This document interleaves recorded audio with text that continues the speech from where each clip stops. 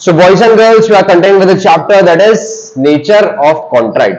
Guys, last lecture में अपने जो पढ़ा था उसको एक डिस्कशन कर लेते हैं। सबसे हमने पहले पढ़ा था कि हम इस टॉपिक को कैसे कंटिन्यू करेंगे। हम सबसे पहले पढ़ेंगे लॉजिकल फ्लो। सबसे पहले डील कैसे होती है, दिस इज द बिगिनिंग, जिसमें आप पढ़ोगे कि एक बंदा ऑफर करेगा, दूसरा उसको एक्सेप्ट करेगा, और जब ऑफर एक्सेप्टेंस हो जाएगा तो वो क्या बन जाएगा, एग्रीमेंट। और अगर मैं इसमें लीगल एनफोर्सिबिलिटी का तड़का लगा दूं तो क्या बन जाएगा, कॉन्ट्रैक्ट बन जाएगा। फिर हमने देखा था कि जो सेक्शन 10 है that is your filter section, जो फिल्टर करता है आपकी चीजों को कि क्या कॉन्ट्रैक्ट बन सकता है और क्या कॉन्ट्रैक्ट नहीं बन सकता है। फिर दोस्तों अपन आगे बढ़े थे, अपने देखा था कि डील का नाम क्या रखना है, तो इट डिपेंड्स की वैलिडिटी के बेसिस पर, फॉर्मेशन के बेसिस पर, काम के बेसिस पर आप किस तरीके से कॉन्ट्रैक्ट का नाम रखोगे। फिर अपन आगे बढ़े थे, अपने देखा था कम्युनिकेशन के कुछ रूल्स होते हैं। फिर हमने देखा था कि डील कब खराब हो सकती है, जैसे कभी बंदा मर गया, टाइम इलैप्स हो गया, या दूसरे बंदे ने कोई काउंटर ऑफर दे दिया। तो this is the basic of contract, this is the basic of nature of contract. फिर दोस्तों अपन आगे बढ़े थे, हमने देखा था चैप्टर 1 की स्टार्टिंग की थी with the definition 2H। 2H क्या कह रहा है, कॉन्ट्रैक्ट। तो सबसे पहले अपन आते हैं, हमारे जो पेजेस हमने छोड़े थे सेक्शंस के लिए उस पर आते हैं, और सबसे पहला सेक्शन अपडेट करते हैं 2H। तो number 1 is 2H which is contract definition. तो जब भी आपको एग्जाम में कभी भी कॉन्ट्रैक्ट का रेफरेंस देना है तो आपको 2H लिखकर आना पड़ेगा कि 2H के अंदर कॉन्ट्रैक्ट की डेफिनेशन दे रखी है। सेकंड दोस्तों हमने क्या देखा था, 2A। 2A के अंदर कौन सा क्या है, किसकी डेफिनेशन, ऑफर। किसकी डेफिनेशन, ऑफर। श्यान 2B के अंदर एक्सेप्टेंस। और सेक्शन 10 क्या कहता है, हाँ, पर इसका नाम रखेंगे हम essentials of valid contract. Essentials of valid contract. जैसे कि मेरे को बिरयानी बनानी है तो सबसे पहला इंग्रेडिएंट क्या है, चावल। इसके बिना बिरयानी नहीं बन सकती। फिर भी सबसे मेन तो क्या है हमारा, चावल। चावल के बिना तो बन ही नहीं सकती। तो चावल is a basic essential ingredient. अगर ये नहीं है तो आप कह दोगे कि भैया ये कॉन्ट्रैक्ट नहीं है, ये बिरयानी नहीं है, सिंपल। तो ये हमारे सेक्शंस अपन यहाँ पे आके लिखते जाएंगे, तो अपने सेक्शंस हाथ में रहेंगे, डेली सेक्शंस को बोलेंगे तो अपना कंट्रोल रहेगा इस पर। अरे मत हिलाओ करो रे, आ जाओ। चलो दोस्तों लिख लिया। अब आओ सीधा हमारे रिवीजन के ऊपर। हम लोगों ने देखा था 2H का मतलब डेफिनेशन ऑफ कॉन्ट्रैक्ट। कॉन्ट्रैक्ट के अंदर दो चीजें होती हैं, agreement and enforceability by law. Agreement again offer and acceptance. तो ये तुम्हारा हायरार्की है। So contract is plus consideration. Consideration is also important. फिर हमने देखा दोस्तों कि एक कॉन्ट्रैक्ट बनने के लिए you need agreement and enforceability of law. So contract is officially defined as agreement which is enforceable by law. Agreement क्या होता है दोस्तों, offer from one person to another. Acceptance मतलब अदर पार्टी ने उसको क्या कर लिया, एक्सेप्ट कर लिया। और कंसिडरेशन का मतलब होता है म्यूचुअल वैल्यू, कि तुमने उसकी कीमत क्या लगाई। फिर दोस्तों हमने देखा अबाउट एनफोर्सिबिलिटी ऑफ लॉ। इसका मतलब होता है लीगल एग्रीमेंट, जिसके अंदर एक पार्टी दूसरी पार्टी को क्या कर सकता है, स्यू कर सकती है। For example selling a car for 2 lakh rupees. Siddharth ने मेरे को वादा किया कि अपनी कार डस्टर बेचेगा 2 लाख रुपए में, बाद में लट गया। तो अब मैं इस पर क्या कर सकता हूं, केस कर सकता हूं, अगर मैंने एक वैलिड कॉन्ट्रैक्ट बना रखा है तो। सिंपल। फिर दोस्तों हमने देखा था कि जो तुम्हारे एनफोर्सिबिलिटी कॉन्ट्रैक्ट्स होते हैं वो दो तरीके के होते हैं, या तो लीगल सैंक्शनिटी होती है या फिर वो एक सोशल डोमेस्टिक एग्रीमेंट्स होते हैं, जिसके अंदर आप उसको कोर्ट में स्यू नहीं कर सकते। फिर दोस्तों अपन आगे बढ़े थे, अपने देखा था एग्रीमेंट और कॉन्ट्रैक्ट में अंतर। एग्रीमेंट का मतलब प्रोमिसेस और सेट ऑफ प्रोमिसेस। एक प्रॉमिस कर दी या लगातार खूब सारे प्रॉमिस कर दिए, वो भी क्या कहलाएगा, एग्रीमेंट कहलाएगा। जबकि कॉन्ट्रैक्ट क्या होता है, it shall be enforceable by law. फिर दोस्तों हमने फॉर्मूला देखा, offer plus acceptance plus consideration, ये बनता है हमारा क्या, एग्रीमेंट। जबकि हमारा कॉन्ट्रैक्ट बनता है agreement plus enforceable by law. मेरे गहरे सवाल का जवाब देना, कौन बड़ा होता है, कॉन्ट्रैक्ट या एग्रीमेंट? एग्रीमेंट। कौन बड़ा होता है, एग्रीमेंट। क्योंकि एग्रीमेंट का एक छोटा सा legal part is known as a contract, but agreement के अंदर तो सोशल कॉन्ट्रैक्ट्स भी इंक्लूड होते हैं। सो हमने एक लाइन लिखी थी कल वाली क्लास के अंदर, that every agreement is not contract but all the contracts are agreement. याद रखना, एग्जाम में यूज करके आना इसको।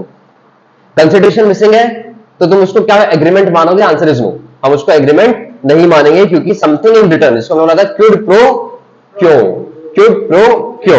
सो no legal enforceability if consideration is missing, then it is not enforceable by law. मैं तुम्हारे लिए चांद तारे तोड़ लाऊंगा, ये चांद तारे इज नॉट अ कंसिडरेशन, ये कंसिडरेशन नहीं है। सेक्शन 25 कहता है कि कहां पर आपके कॉन्ट्रैक्ट वैलिड होंगे even though there is consideration नहीं है, वो अपन कंसिडरेशन चैप्टर नंबर 2 में पढ़ेंगे। तो आज हेडिंग डालेंगे दोस्तों मेरे साथ में essentials of valid contract, section 10 essential of valid contract.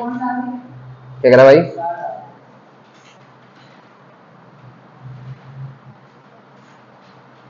ऐसे पॉइंट्स नहीं बनाया ना आपने, ठीक है।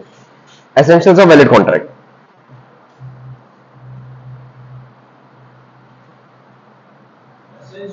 एसेंशियल्स दो तरीके से दोस्तों essentials of valid contract divided है, तो जूम कर लेते हैं।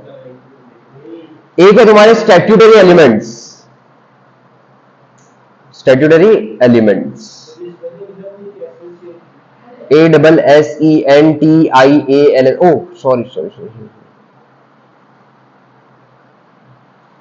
essentials, statutory elements. Then we have established by general law. अब सिंपल सी बात है दोस्तों, दो तरीके से डिवाइडेड है। एक तो जो एक्ट ने बोल दिया कि भैया ये 5 पॉइंट होने ही चाहिए, और कुछ जो जनरल तुम्हारी कंसेंसस होती है, दिमाग लगाओगे अगर तुम, जैसे पार्टनरशिप का मैंने एग्जांपल लिया था, पार्टनरशिप के लिए कितने मिनिमम लोग चाहिए? 2। तो ये कहीं ऐसा अगर सपोज लिखा नहीं है एक्ट के अंदर भी, तो भी तुम्हारा ये बेसिक दिमाग है, जनरल लॉ कहता है कि 2 इंसान होने चाहिए। तो इसको तुम कहोगे सेक्शन 10, और ये सिर्फ हमारा क्या है? General law which is established by the normal consensus. लोगों के दिमाग ने बोला कि ये होना चाहिए, बट इसको सेक्शन ने नहीं बोला था। अब दोस्तों याद रहे, इसके अंदर भी कितने पॉइंट्स होंगे?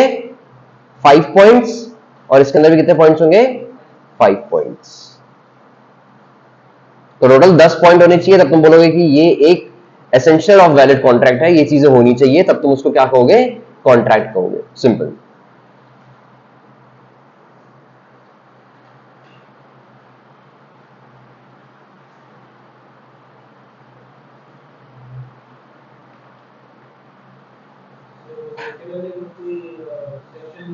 नहीं, इसका कोई सेक्शन नहीं, जनरली एक्सेप्टेबल चीज है कि भैया ऐसा होना चाहिए, बट इसको लॉ ने कहीं बोला नहीं है। लॉ ने तो बेसिक 5 पॉइंट्स बोला कि भैया ये 5 पॉइंट्स है, तो तुम कॉन्ट्रैक्ट मान लेना वरना मत मानना। बट ये जो चीज है, this is also very important. मैं जब पॉइंट्स से कहूंगा तो तुम भी मानोगे कि हाँ भाई ये पॉइंट्स हमारे इंपॉर्टेंट है, ये भी अगर होंगे तो ही तुम उसको वैलिड कॉन्ट्रैक्ट मानोगे, simple.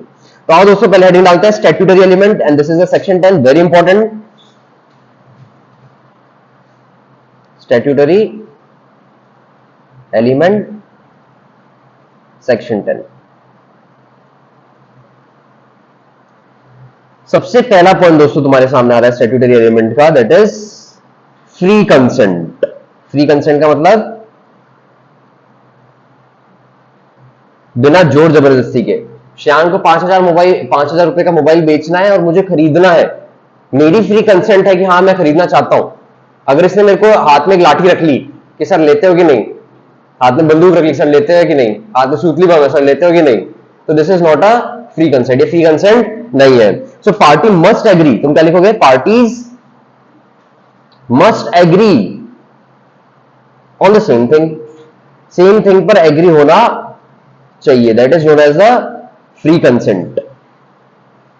Free same thing in the same sense, हम क्या वर्ड बोलेंगे? इन द सेम सेंस, मतलब जिस चीज को मैंने सोचा था इसने भी मेरे को वही चीज दी। इसे बोला सर 5,000 में मोबाइल लेते हो क्या? मैंने बोला मैं लेता हूं, बदले में इसने बटन वाला फोन दे दिया।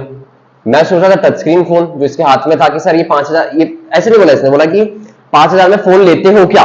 तो इसका मतलब ये होना चाहिए कि इसी सेंस में इसी चीज की बात हो रही है। अब बाद में आके इसने बोला कि सर मैंने तो आपको बोला था कि 5,000 में फोन लेते हो क्या, मैंने ये थोड़ी बोला था कि ये फोन लेते हो क्या, मेरे तो हाथ में था, मैं तो हाथ में रखता हूं, मेरी आदत है। तो तुम बोल सकते हो कि ये फ्री कंसेंट नहीं है। और यहां पे दोस्तों जो चीज मिसिंग है that is known as a consensus ad idem. क्या बोलोगे? कंसेंस एड एडम, ये मिसिंग है, मतलब दोनों का सेम माइंड मिसिंग है यहां पे, कि इसने जो चीज बोली वो मैंने सेम चीज अपने उसमें सेम सेंस में सेम थिंग को कैटेगराइज नहीं किया था, सिंपल। और तुम एक और पॉइंट लिखोगे, विदाउट फोर्स, फ्रॉड या फिर अनड्यू इन्फ्लुएंस। अब दोस्तों ये अनड्यू इन्फ्लुएंस क्या होता है, इस पे मैं एक अच्छा लेक्चर लेने वाला हूं आगे, बट यहां पे एक छोटी सी बात कर लेते हैं दोस्तों। अनड्यू इन्फ्लुएंस का मतलब, श्रेयान को पता है कि अगर अनिल सर से कहलवा देगा तो मैं फोन खरीद लूंगा, तो इसने क्या किया, मेरे पे प्रेशर बनवाया। इसने कोई गन पॉइंट पे मेरे को नहीं बोला, कोई गलत चीज नहीं बोली, इसने अनिल सर के थ्रू मेरे पे प्रेशर बनवा के मेरे से चीज काम करवाया। That is known as the undue influence. किसी और का इन्फ्लुएंस यूज करना for undue purpose is known as the undue influence. तो पहला स्टैट्यूटरी एलिमेंट क्या है दोस्तों हमारा, फ्री कंसेंट होना चाहिए। दूसरा क्या हो सकता है, सबसे इंपॉर्टेंट, कैपेसिटी टू कॉन्ट्रैक्ट। क्या वर्ड लिखेंगे हम, capacity to contract. Capacity to contract का मतलब 18 प्लस, पार्टीज मस्ट बी, और and sorry I will use the word and, मतलब 18 प्लस तो होना ही चाहिए, और पार्टीज मस्ट बी 18 प्लस, ये तो होना ही चाहिए। और मतलब हिंदी वाला और, मतलब एंड क्या होना चाहिए, साउंड माइंडेड, पगला नहीं होना चाहिए। And law, oh sorry 18 plus, यहां मैं प्लस लगा रहा था। अगर 18% हो गया तब तो फिर अनसाउंड माइंड हो गया, या आज में 18% ही दिमाग काम कर रहा है उसका। Not disqualified by law, law से डिस्क्वालिफाइड नहीं होना चाहिए। तो भाई श्याम की कंसेंट, मेरी कंसेंट फ्री कंसेंट थी, कंसेंट से एडम था, सेम थिंग सेम सेंस में हम लोगों ने मान लिया। साथ में श्याम की एज सपोज 18 हो गई, कर सकता हूं, अभी भी वैलिड कॉन्ट्रैक्ट है, बट साथ में जो मैं इसको पैसा दूंगा that should be a lawful consideration. तो कल वाले एग्जांपल के अंदर ही हम लोगों ने क्या किया था, सिर्फ फोन तो ले लिया था, पर बदले में इसको क्या दे दिया था, चुन्नी। तो क्या वो लॉफुल कंसिडरेशन है, नहीं।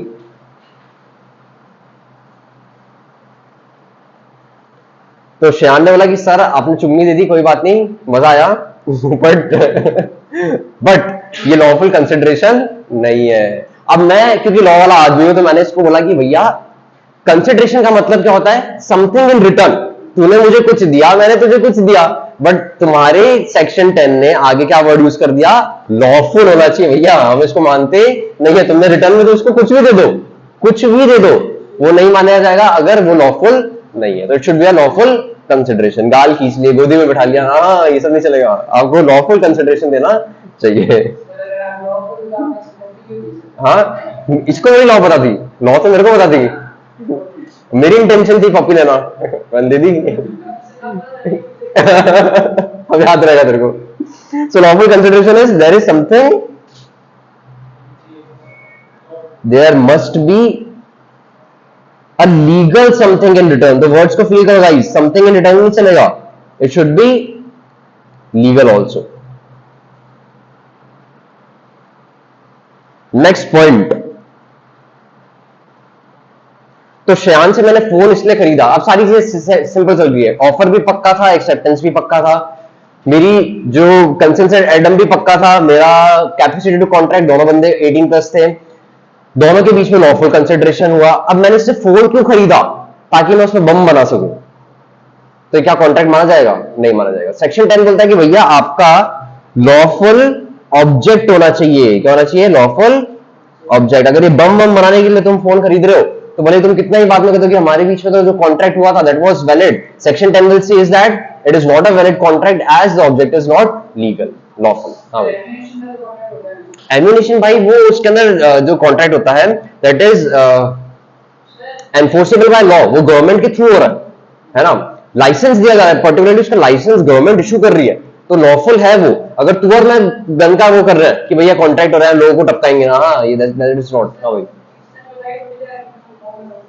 अगर बाद में पता चला कि ऑब्जेक्ट तुम्हारा क्लियर नहीं था, ऑब्जेक्ट तुम्हारा इस टाइप का था कि तुम कुछ गलत काम करना चाहते थे, तो भी हम इसको मानेंगे कि वैलिड कॉन्ट्रैक्ट नहीं है। वो मैं आज सोच रहा था कराऊंगा, बट आज कल कराऊंगा मैं टाइप्स ऑफ कॉन्ट्रैक्ट क्लासिफिकेशन, तो मैं बताऊंगा कि वैलिड कॉन्ट्रैक्ट नहीं हुआ।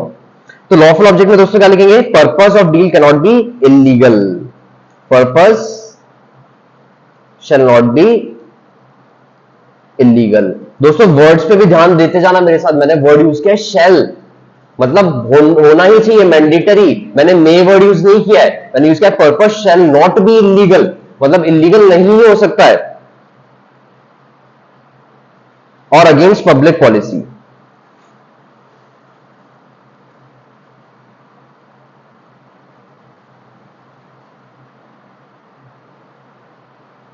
और लास्ट है नॉट, सॉरी भाई, हाँ लिख सकते हैं, हाँ हाँ कोई बात नहीं। Not expressly declared void. अब ये वॉइड क्या है, ये मेरा लास्ट नेक्स्ट लेक्चर का पार्ट है, इसलिए मैं उसको ज्यादा यहां एक्सप्लेन नहीं करूंगा, जब मैं क्लासिफिकेशन समझाऊंगा तब बोलूंगा। बट हम एक छोटी सी लाइन लिखेंगे, that it shall not be blocked by law, like agreement to restrain marriage.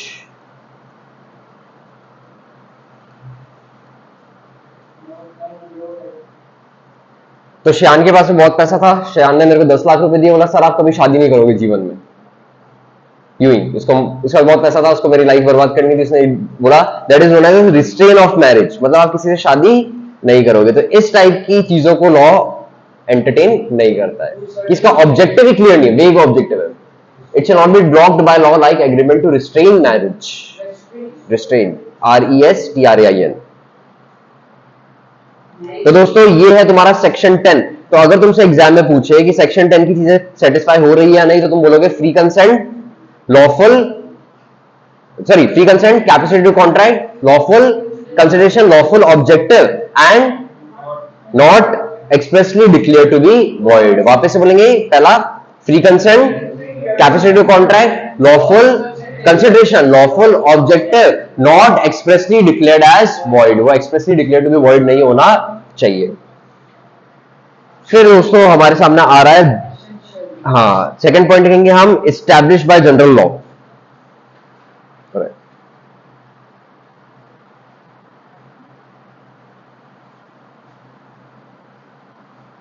established by general law.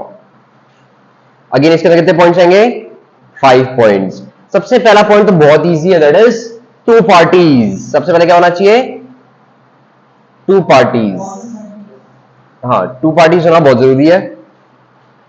To parties में क्या लिखोगे, you can not contract, you can not contract with your self. अरे किया हुआ है, किया पता चलता है। जैसे अभी मैं जब बताऊंगा, एक केस लॉ आएगा जिसके अंदर उसने क्या किया था, अपनी ही कंपनीज बना के अपने से ही कॉन्ट्रैक्ट किया था दिखाने के लिए। तो लॉ ने पहले बोला कि अगर तुम इस टाइप की हरकतें करोगे that is also kind of a fraud. तो उसने खुद की कंपनीज बना ली, स्टैब्लिश कर लिए, खुद ही के साथ कॉन्ट्रैक्ट कर रहा है सेल्स एंड परचेज का।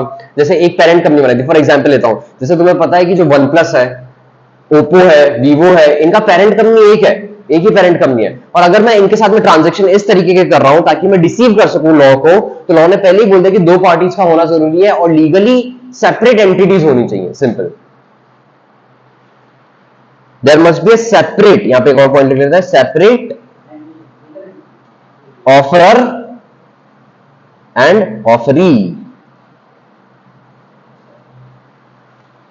There shall be separate offerer and offeree। Then we have intention to create legal relationship।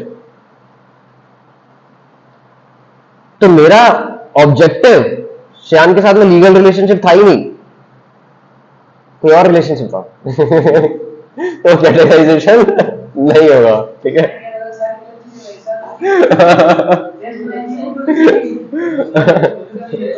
क्या गलत चीज मेरी, हाँ मेरी गलत चीज, क्या कह रहा है, कैसे, हाँ नहीं सुन लेते भाई की क्या कहना चाह रहे हैं। हाँ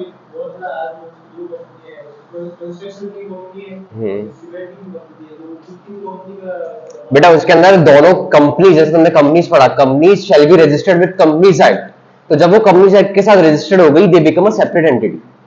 now they have become a separate entity. यहां पे हम बात करें टू पर्संस की, पार्टीज की। हाँ, मैंने यहाँ वर्ड यूज किया पार्टीज, मैंने यहाँ पे कोई लीगल एंटिटी वर्ड यूज किया है। जैसे सोल प्रोप्राइटर एक अकेला बंदा है, पार्टनरशिप फर्म, फर्म एक अलग एंटिटी बन जाती है। वैसे कंपनी जब तुमने स्टैब्लिश करी तो company has become a separate entity, वो ऑलरेडी सेपरेट एंटिटी। क्या कह रहा है? पेरेंट कंपनी एक है, बट उसकी भी एक लीगल एनफोर्सिबिलिटी है, सामने वाले की भी लीगल एनफोर्सिबिलिटी, दोनों अलग है, सेपरेट एंटिटीज है। दैट्स व्हाई इसलिए हमने यहाँ पे पार्टीज वर्ड यूज किया, मैंने यहाँ लीगल एंटिटीज वर्ड यूज नहीं किया, क्योंकि लीगल एंटिटीज ऑल टुगेदर एक अलग एंटिटी बन जाती है। जैसे अपन कंपनीज एक्ट में पढ़ेंगे कि कंपनीज को रजिस्टर्ड कैसे कराते हैं। तो जब शेयान ने कंपनी को रजिस्टर्ड कर दिया तो शेयान का अब इसमें कोई से नहीं है, that is all about the company, वो कंपनी बन चुकी है। इसका क्लासिक एग्जांपल मैं तुम्हें देता हूं, चल भाई ने टॉपिक छेड़ ही दिया था, एग्जांपल ले लेते हैं। एप्पल कंपनी, स्टीव जॉब्स को उसी की कंपनी से निकाल दिया था। This can only be possible because Apple was a separate entity.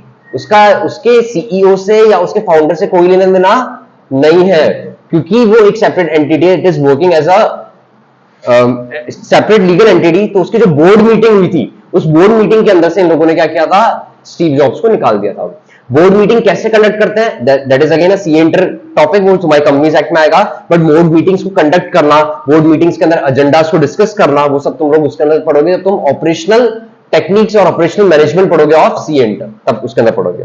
अभी हम इतना मानेंगे कि जो दो कंपनीज होती है guys, that is a separate legal entity. अगर टाइम मिले तो घर जाके पढ़ लेना कि स्टीव जॉब्स को उसकी कंपनी से निकाल दिया था, देन आफ्टर 10 इयर्स या समथिंग उसको वापस बुलाया था जब उसने आईफोन लॉन्च किया था, तब कंपनी वापस से रिवाइव होनी स्टार्ट हुई थी। उसको वापस बुलाया गया था और उसने आते ही सबसे पहले उन बोर्ड मेंबर्स को कंपनी में से निकाल दिया था, और उसके बाद में उसने अपने नए प्रोडक्ट्स को लॉन्च किया था। और जो कंपनी खत्म होने वाली थी, that was on the verge of extinction, खत्म नहीं होने वाली थी, डेड इतना बढ़ गया था, उसको उसने वापस से क्या किया था गाइस, रिवाइव कर दिया था, सिंपल। तो यहाँ पे intention to create legal, the parties must intend to deal to have a legal consequences. अब एक एग्जांपल लेते हैं इसके अंदर। Example, domestic and social promises, क्या कहते हो दोस्तों? हाँ, इसके अंदर कोई लीगल रिलेशनशिप नहीं बन रहा है, तो हम इस पर सीधा क्रॉस लगा सकते हैं और इस पर हम लिख सकते हैं no contract because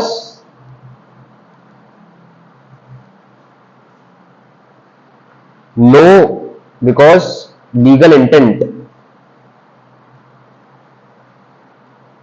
is missing.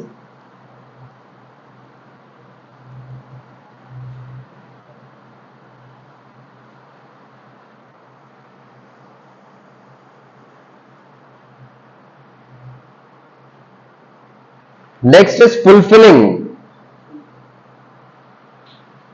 या fulfilment of legal formalities.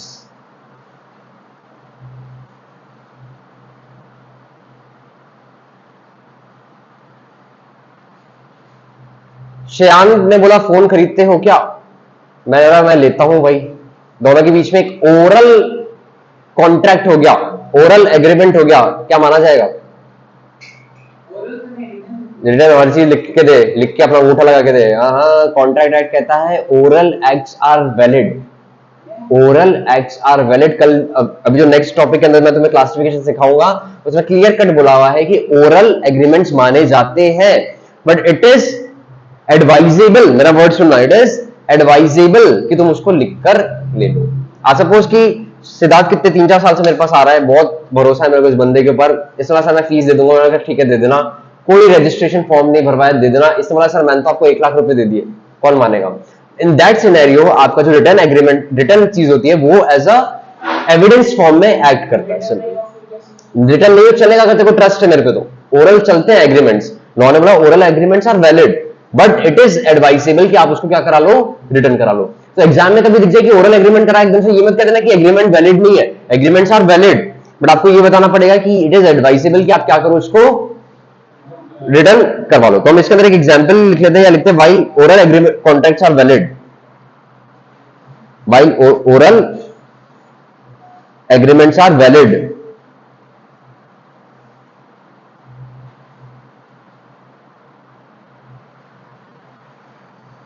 Specific deals like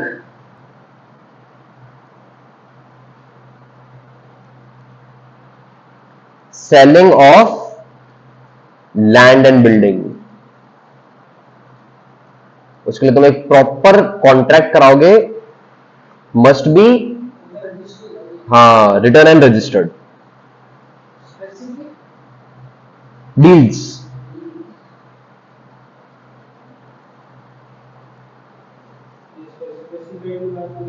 specific deals like selling of land and building.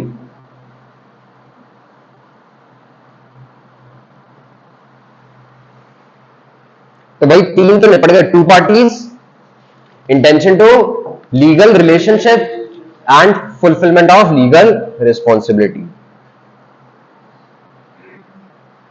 Next point is very clear, that is certainty of meaning. Certainty of meaning क्या कह रहा भाई? Must, sorry must be है वो, must be, mustard हो गया, mustard,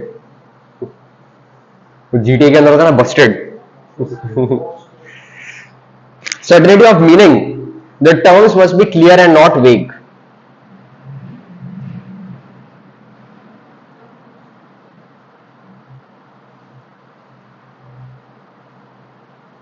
तो मैंने शांतनु को बोला कि भैया मैं तेरे को 10 टन दूंगा। क्या दूंगा? 10 टन। 10 टन क्या? 10 टन राइस दोगे? 10 टन क्या दोगे? क्या मतलब 10 टन के अंदर क्या दोगे? तो आपको बताना पड़ेगा कि अगर एक पर्सन बोल रहा है कि 10 टन दूंगा, क्या दूंगा? अगर सपोज मैं बोला 10 टन ऑयल दूंगा, तो भी स्पेसिफिक होना चाहिए कौन सा ऑयल दोगे, है ना? कितने सारे ऑयल्स आते हैं कि तुम्हारे ये कौन कौन सा तेल आता है, मूंगफली का तेल हो गया, जैसे ग्राउंडनट ऑयल हो गया, सनफ्लावर ऑयल हो गया, कौन सा ऑयल आप दोगे? तो things must be very clear. वेग। अब एक पॉइंट लिखते हैं, वॉट इफ, क्या लिखेंगे? What if uncertain. क्या बोलोगे? What if uncertain. तो तुम्हारा कॉन्ट्रैक्ट हो जाएगा वॉइड। क्या हो जाएगा? Void. Certainty of meaning, terms must be clear, not vague. And last point is possibility of contract.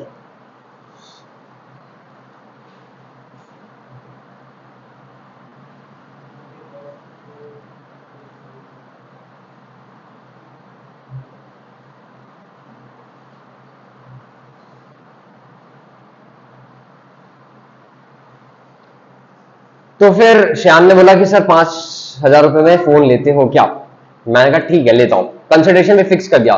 मैंने बोला कि मेरे पास में दोस्तों स्पेशल पावर्स है, ठीक है? मैं आवारा का डावरा बोल के इधर एक जोर से यू करूंगा ना, तो एक नदी बहने लग जाएगी जिसमें से सोना निकलेगा। मान जाएगा ये? नहीं, क्योंकि हमारा लास्ट पॉइंट क्या कहता है? Possibility of contract. ऐसी बात बोलो जो पॉसिबल हो, इम्पॉसिबल चीजें मत बोलो। तो एग्जाम्पल लिखते हैं, the act must be physically and legally possible. It should be physically and legally possible. Physically and legally possible.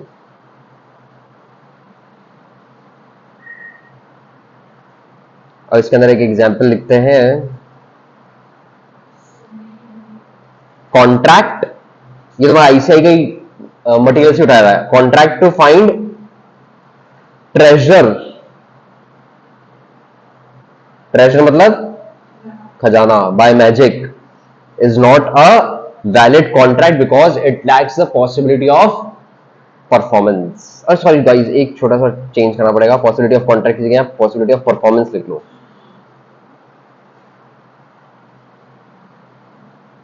मेरे पास तो सुपर पावर्स हैं कि मैं मिटा सकता हूं।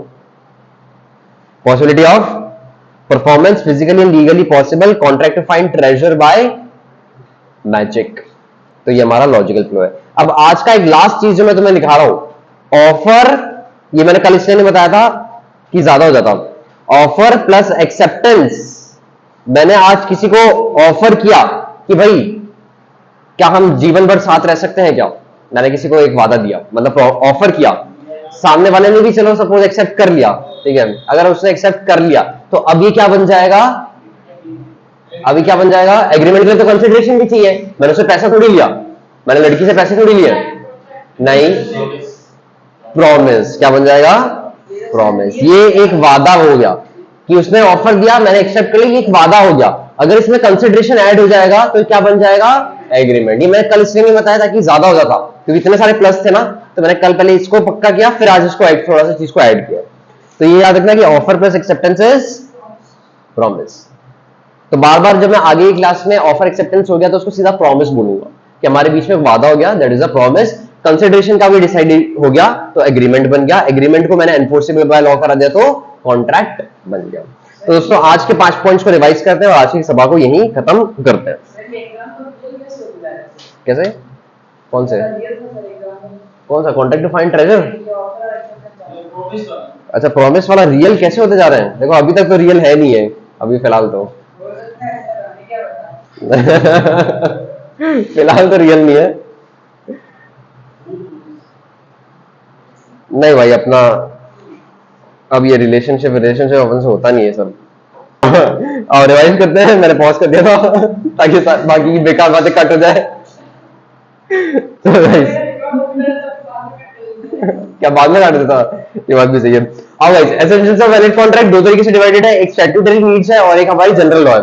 स्टैट्यूटरी नीड्स को तुम क्या कहते हो? सेक्शन 10, और दूसरे हमारे लॉ बताते हैं। पहला पॉइंट क्या था सेक्शन 10 का? Free consent, capacity to contract, lawful consideration, lawful objective, and then we have not expressly declared to be void. वापस बोलेंगे, सब साथ बोलेंगे, free consent, capacity to contract, lawful construction, lawful objective, and not legally not expressly declared to be void.